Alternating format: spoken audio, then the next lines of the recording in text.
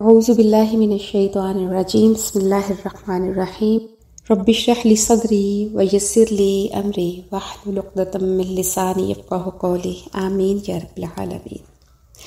آج کی پہلی آیت میں اللہ پاک آپ صلی اللہ علیہ وآلہ وسلم کو تسلی دے رہے ہیں، کیونکہ کفار مکہ کا آپ سے تقاضا تھا کہ آپ ان کو کوئی حسی معجزہ دکھائیں، اور یہ روز بروز ان کا مطالبہ بڑھتا جا رہا تھا۔ تو آپ فرماتے ہیں قد نعلم، تحقیق ہم جانتے ہیں،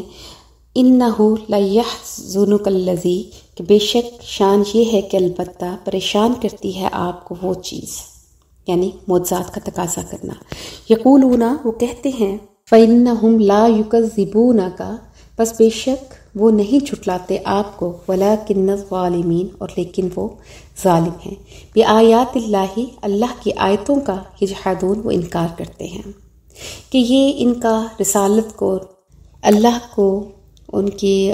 کتابوں کو جھٹلانا، یہ آپ کو جھٹلانا نہیں ہے بلکہ یہ اللہ کو جھٹلا رہے ہیں، کیونکہ آپ کو تو سبھی صادق اور امین مانتے تھے۔ آپ کے وہ دشمن جو سارا دن آپ کی مخالفت کرتے تھے لیکن ایمانتیں بھی وہ آپ ہی کے پاس رکھوایا کرتے تھے، جو سمجھتے تھے کہ ہماری چیز آپ کے گھر میں محفوظ رہے گی، تو وہ آپ کی ذات کے قائل تھے لیکن وہ اللہ کو نہیں مانتے تھے، وہ اللہ کو جھٹلا رہے تھے۔ تو اللہ پاک تسلی دے رہے ہیں اور فرما رہے ہیں کہ وَلَقَدْ كَذَّبَتْ، اور البتہ تحقیق جھٹلائے گئے، رُسُلٌ مِّن قَبْلِكَ، آپ سے پہلے بھی کئی رسول، فَصَبَرُوا، بس انہوں نے صبر کیا، عَلَىٰ مَا كُذِّبُوا، اس پر جو انہوں نے ان کی تکذیب کی، وَأُوذُوا، اور ان کو تکلیف پہنچائی گئی، حتیٰ یہاں تک کہ أَتَاهُمْ، آئی ان کے پاس نصرنا، ہماری مدد، وَلَا مُبَدِّلَ، اور کوئی نہیں بدل سکتا، لِکَلِمَاتِ اللہ، اللہ کے فیصلے کو۔ وَلَقَدْ جَاءَكَ، البتہ تحقیق آئے آپ کے پاس، مِن نَبَإِ الْمُرْسَلِينَ، اللہ کے پیغمبروں کے کچھ حالات، کہ ان کو بھی لوگوں نے اسی طرح جھٹلایا، تکلیفیں دی، حتیٰ کہ یقتلون النبیین بغیر حق، کہ انہوں نے نبیوں کو ناحق قتل بھی کیا۔ تو اس لیے آپ بھی صبر کریں، برداشت کریں، یہ دنیا میں ایسا ہی ہوتا رہا ہے اللہ کے بندوں کے ساتھ، تو آپ اپنا کام جاری رکھیں۔ اس لیے آیات کا بھی کچھ شان نزول ہے۔ ہوا یوں کہ مشرکین مکہ کا ایک بہت بڑا وفد آپ صلی اللہ علیہ وآلہ وسلم کی خدمت میں حاضر ہوا، جو کہ ان کے سرداروں پر اور کچھ بااثر افراد پر مشتمل تھا۔ تو ان کو دیکھ کر اور بھی کچھ لوگ جمع ہو گئے وہاں پر، اور انہوں نے نبی پاک صلی اللہ علیہ وآلہ وسلم سے مطالبہ کیا کہ اگر آپ صفا کے پہاڑ کو سونے کا بنا دیں تو ہم مختلف قبیلوں کے سردار آپ کے پاس جو بیٹھے ہیں سب کلمہ پڑھ لیں گے، اور ظاہر ہے جب ہم مسلمان ہو جائیں گے تو ہماری اولادیں، ہمارے نوکر چاکر، تمام قبیلہ جو ہے وہ اسلام لے آئے گا۔ تو نبی پاک صلی اللہ علیہ وآلہ وسلم کے دل میں بھی طبعی طور پہ یہ خیال آیا کہ اللہ کے ہاں تو یہ کام کوئی مشکل نہیں ہے، وہ جو چاہیں کر سکتے ہیں، وہ چاہیں تو دنیا کے تمام پہاڑوں کو سونے کا بنا دیں۔ تو اگر ان کا یہ مطالبہ پورا ہو جائے تو یہ مسلمان ہو جائیں گے اور ان کی نسلیں بھی مومن ہو جائیں گی۔ لیکن اللہ تعالیٰ کا وہی حکم تھا کہ ظاہری معجزہ، حسی معجزہ نہیں دکھایا جائے گا۔ اللہ کے ہر کام میں کوئی نہ کوئی مصلحت ہوتی ہے، جیسے حضرت امام رازی، امام غزالی، شاہ ولی اللہ رحمۃ اللہ علیہ جیسے کافی بزرگ گزرے ہیں، وہ یہ وجہ بیان کرتے ہیں کہ اگر اللہ تعالیٰ مشرکین مکہ کا یہ مطالبہ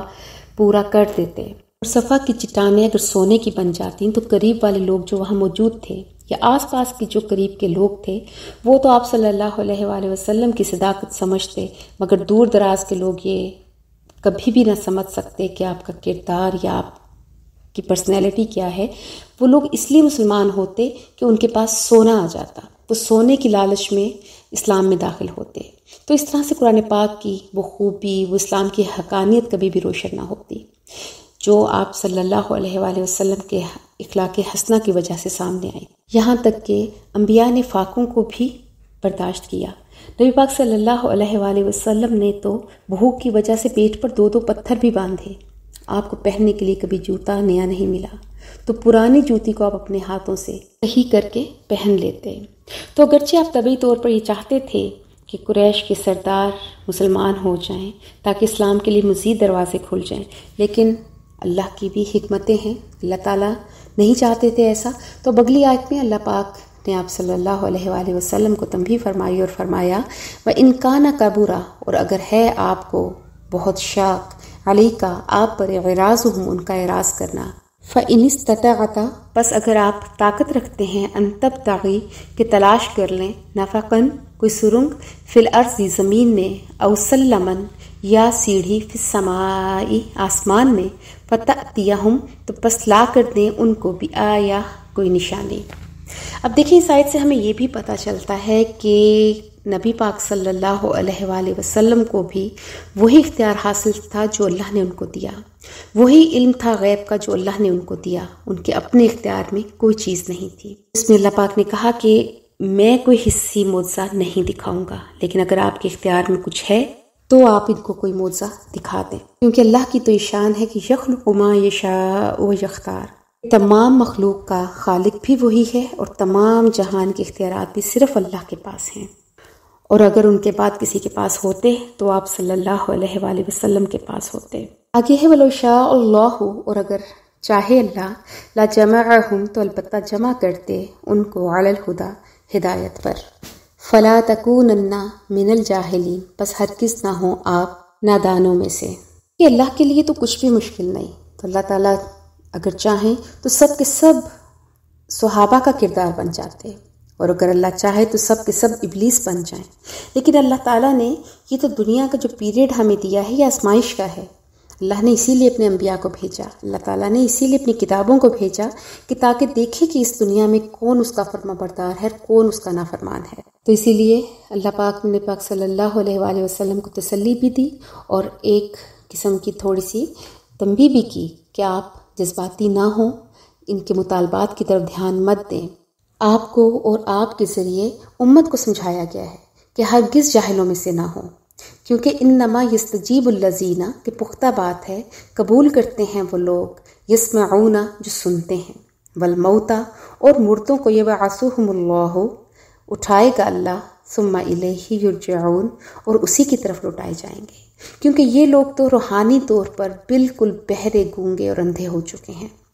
نہ ان کو کچھ سنائی دے رہا ہے حق اور نہ ان کو کچھ بولنے کی اللہ توفیق دے رہا ہے ان کے اس بہرے اور اندھے پن کی وجہ سے۔ تو اب ایسے گونگے بہرے اور اندھے لوگوں کو تو قیامت کے دن جب اللہ کے ہاں حاضری ہوگی تو ہی پتہ چلے گا کہ حق پہ کون تھا اور کون حق پہ نہیں تھا۔ آگے ہے وقالو کہا ان لوگوں نے لولا نزلا کہ کیوں نہیں اتاری علیہ آیا ان پر کوئی نشانی، وہی کہ کوئی حصی معجزہ دکھایا جائے، من رب ہی ان کے رب کی طرف سے، قل تو آپ کہہ دیں ان اللہ بے شک اللہ قادر قادر ہے علی اس چیز پر ان ینزل یہ کہ وہ اتارے کوئی آیتن نشانی،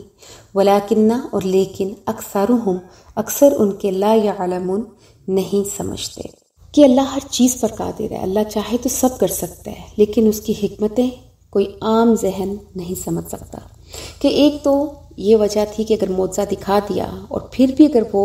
ایمان نہیں لائے تو ان کی مہلت ختم ہو جائے گی، اس میں بھی اللہ کی ایک رحمت کا انداز ہے کہ اللہ نہیں چاہ رہے کہ ان کا بھی وہی حشر ہو جو پچھلی قوموں کا ہوا۔ آج ہم نے یہ آیت پڑھی انما یستجیب الذین یسمعون والموتى یبعثہم اللہ ثم الیہ یرجعون۔ اس آیت میں نبی پاک صلی اللہ علیہ وآلہ وسلم کی دعوت کو ماننے والوں کو اللہ نے زندہ قرار دیا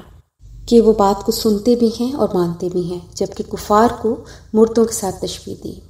کہ وہ اللہ کے کلام کو سنتے بھی نہیں اور سمجھتے بھی نہیں۔ حضرت مولانا محمد اسحاق کشمیری اس آیت کی تفصیل میں لکھتے ہیں کہ ہدایت وہی قبول کرتے ہیں جو سنتے ہیں کھلے دل، صاف نیت اور صحیح ارادے سے،